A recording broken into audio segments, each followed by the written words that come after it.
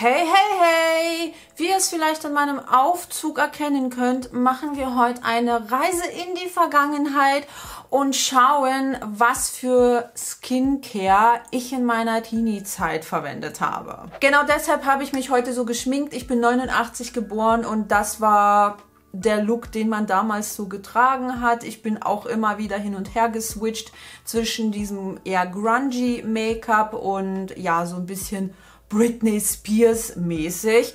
Aber ich muss dazu sagen, was sehr trendy war, waren diese super dünnen Augenbrauen. Und das ja, kann ich heutzutage nicht mehr so gut bieten. Ich habe mir zwar auch damals in meiner Jugendzeit komplett die Augenbrauen wegrasiert und abgezupft. Ich glaube, ich habe sogar mal eine halbe Augenbraue aus Versehen wegrasiert, weil ich keinen Bock auf dieses Zupfen hatte, weil das so krass wehgetan hat, dass ich dann mit einer halben Augenbraue rumgerannt bin. Also solche Sachen sind dann auch relativ oft passiert, aber es war halt einfach eine crazy Zeit damals und ich finde, das wird dem gerecht. Ihr könnt ja gerne unten in die Kommentare schreiben, wie ihr euch geschminkt habt, was ihr angezogen habt. Das würde mich natürlich auch sehr interessieren.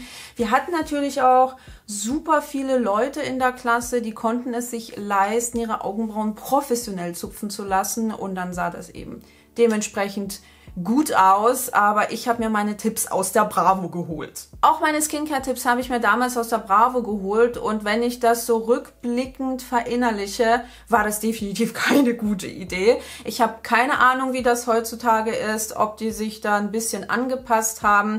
Vielleicht sollte ich dazu auch mal ein Video machen. Mir so ein paar Zeitschriften holen und schauen, was für Skincare-Tipps gegeben werden. Schreibt es einfach unten in die Kommentare, dann kann ich das vielleicht mal umsetzen. Und eine Sache, an die ich mich extrem erinnere, sind mechanische Peelings. Also Peelings mit abrasiven Partikeln und mit abrasiv meine ich sowas wie Sand, Salz, alles Mögliche, was eigentlich viel zu harsh ist für die Haut. Und mit meiner Skincare habe ich angefangen, als ich so 13, 14 war, weil meine Haut sich in dieser Zeit verändert hat. Also ich hatte vermehrt mit Unreinheiten zu kämpfen, mit Pickeln, mit Mitessern, wobei ich sagen muss, dass das vergleichsweise relativ gut verlaufen ist. Also ich hatte nur lokal mit so ein paar Unreinheiten zu kämpfen und meine Haut wurde öliger. Das ist relativ normal in der Teenagerzeit, weil aufgrund der hormonellen Veränderungen sich selbstverständlich auch die Haut verändert. Und ich wollte irgendwas dagegen unternehmen und ich habe dann auch wirklich gegen meine Haut gearbeitet, denn ich habe mir sehr, sehr viele dieser Tipps, die in Zeitschriften gegeben wurden, zu Herzen genommen. Und ich kann mich auch an ein explizites Produkt erinnern, das ich immer wieder benutzt habe. Und zwar ist es dieses AOC Seesand Peeling. Keine Ahnung, ob ihr das noch kennt, ob das überhaupt noch existiert. Aber das habe ich so oft benutzt und meine Haut war danach extrem gereizt. Jedes Mal, wenn ich mein Gesicht damit eingeschrubbt habe, also ich habe es wirklich übertrieben, auch selbst mit diesen Bewegungen meiner Hände, also ich habe das richtig krass eingearbeitet und danach war meine Haut so dermaßen gereizt. Ich dachte früher allerdings, dass das völlig normal ist und dass das nur ein Zeichen dafür ist, dass ein Produkt auch wirkt. Was aus heutiger Sicht natürlich totaler Quatsch ist, denn wenn eure Haut gereizt und irritiert reagiert, dann ist sie gereizt und irritiert und dann solltet ihr eventuell eure Skincare-Routine überdenken. Also wenn ich zurückblicke, dann würde ich meinem Teenager-Ich gerne sagen, lasst die Finger von diesen mechanischen Peelings. Wir haben zwar heutzutage eine größere Auswahl, was solche abrasiven Peelings angeht. Also wir haben nicht nur Sand, Aprikosenschalen und Walnussschalen oder Salz, sondern wir haben auch solche Rizzy Pearls. Also das sind dann relativ runde, wachsige, kleine Teilchen, die die Haut jetzt nicht zu stark verletzen können, aber dennoch sollte man einfach mit solchen mechanischen Peelings aufpassen, vor allem wenn man zu unreiner Haut neigt, wenn man zu Pickeln neigt, weil es eben auch dazu beitragen kann, dass die Haut verletzt wird, also dass diese Pustel aufgerissen werden sozusagen, je nachdem, was für ein mechanisches Peeling ihr verwendet und das kann wiederum zu weiteren Entzündungen führen. Ich würde mir wenn ich jetzt zurückblicke, auf jeden Fall eher ein Peeling mit Säuren empfehlen. Allem voran mit Salicylsäure, weil das wirklich ein großartiger Inhaltsstoff ist, um Entzündungen einzudämmen und die Haut auf sanfte Art und Weise zu peelen, ohne dass man sich das komplette Gesicht wegschrubbt. Und selbstverständlich, was ich auch an mein Teenie-Ich weitergeben würde, ist die Verwendung von Sonnencreme. Das gab es damals gar nicht. Also weder meine Eltern noch sonst irgendwer hat Aufklärung bezüglich Sonnenschutzmitteln betrieben und dementsprechend sah ich auch aus. Also immer wenn ich mir das Gesicht komplett weggeschrubbt habe und dann draußen unterwegs war, vor allem in den Sommerferien, dann hatte ich einen krassen Sonnenbrand auf meinem Gesicht. Deshalb solltet ihr wirklich auch auf Sonnencreme achten, wenn ihr Peelings benutzt, egal was für Peelings ihr verwendet, und darauf habe ich null geachtet. Ich habe in meiner Kindheit etliche Sonnenbrände erlitten und auch in meiner Jugendzeit, weil es jetzt rückblickend nicht so toll war, weil ich dadurch auch ein erhöhtes Hautkrebsrisiko habe.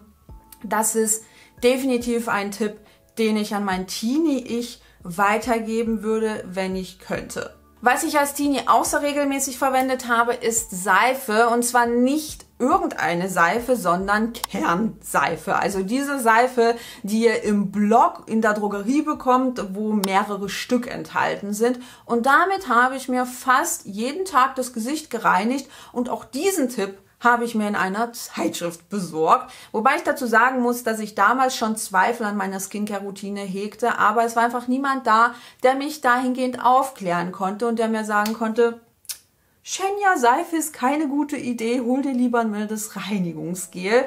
Denn meine Haut hat nach der Reinigung immer gespannt, sie fühlte sich sehr gereizt an.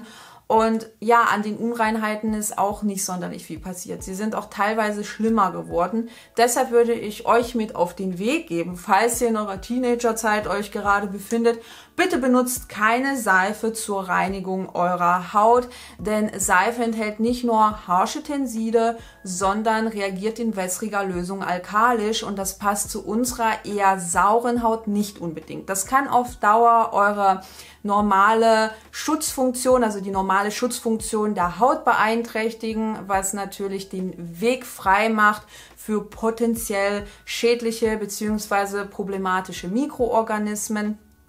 Und ja, das reizt einfach die Haut. Also das könnte auf Dauer eurer Haut mehr Probleme bereiten, als wenn ihr euch ein mildes, hautfreundliches Waschgel besorgt. Das gab es früher jetzt nicht so in dem Maße in der Drogerie, aber das sieht ja heutzutage komplett anders aus. Ich weiß noch, ich musste dann später, als ich gesehen habe, was Seife mit meiner Haut tut, in die Apotheke gehen und mir dort ein mildes Waschgel besorgen. Und in der Drogerie hat sich auf jeden Fall ein bisschen was getan. Da bekommt man mittlerweile auch etliche hautfreundliche Waschgele. Fassen wir nochmal ganz kurz zusammen. Meine Teenager-Skincare-Routine bestand damals aus Kernseife und einem mechanischen Peeling und in regelmäßigen Abständen purem Teebaumöl. Auch diesen Tipp habe ich mir in etlichen Zeitschriften abgeschaut, weil pures Teebaumöl als die Lösung schlechthin bei Pickeln bezeichnet wurde. Und ich habe mir tatsächlich pures Teebaumöl immer wieder auf meine Pickel aufgetragen und mich danach jedes Mal gewundert, warum meine Haut so verdammt brennt und warum das so weh tut und warum meine Haut so extrem gereizt ist. Denn Teebaumöl ist kein Produkt, das ihr pur auf eurer Haut auftragen solltet. Das steht auch auf jeder Verpackung drauf, dass man das nicht tun soll, dass das die Haut reizen kann. Das kann auch zu allergischen Reaktionen führen, denn Teebaumöl ist ein ätherisches Öl. Es enthält natürlicherweise Duftstoffe. Das heißt, wenn ihr schon empfindliche Haut habt, wenn ihr eine allergische Haut habt oder sonstige Duftstoffallergien oder sowas habt, dann würde ich euch definitiv davon abraten, pures Teebaumöl auf eurer Haut aufzutragen oder euch irgendwas damit anzumischen. Das kann ganz schön in die Hose gehen. Stattdessen hätte ich der Teenie Shenya ein Produkt mit Niacinamid empfohlen, denn Niacinamid ist nicht nur besser verträglich im Vergleich zu Teebaumöl, sondern kann auch talgregulierend wirken, Entzündungen vorbeugen und hilfreich bei Rötungen sein. Das war's schon mit meiner Teenie-Skincare-Routine und ich weiß, dass das Ganze auf manche befremdlich wirken könnte, aber dürft nicht vergessen, dass wir damals nicht die gleichen Mittel hatten, die heute zur Verfügung stehen.